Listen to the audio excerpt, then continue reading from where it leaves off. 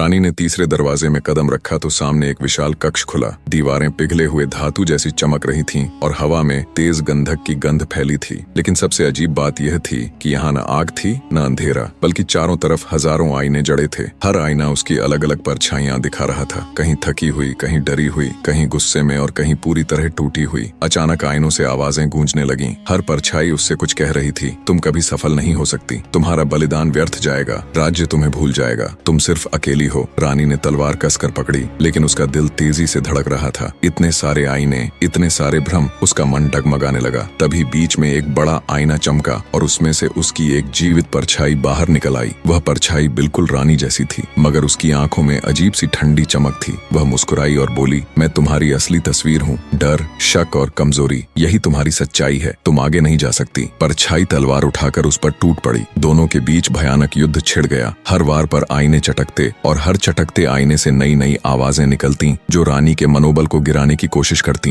रानी को समझ आ गया, यह लड़ाई तलवार से नहीं जीती जा सकती। उसने तलवार नीचे कर दी और दृढ़ स्वर में कहा, तुम मेरी कमजोरी नहीं, मेरी पहचान हो। अगर डर है तो मैं उसे स्वीकार करती हूँ, अगर थकान है तो मैं उसे भी अपनाती हूँ, लेकिन यही स्वीकार करना मुझे और मजबूत बनाता है। इतना कहते ही परछाई कांपने लगी। उसकी ठंडी मुस्कान गायब हो गई और वह धुएं में बदलकर गायब हो गई। सारे आईने एक साथ टूट गए और नीली रोशनी में घुलकर विलीन हो गए। रानी अकेली खड़ी थी, मगर उसके चेहरे पर अब और भी दृढ़ता थी। तभी पूरा कक्ष गायब हो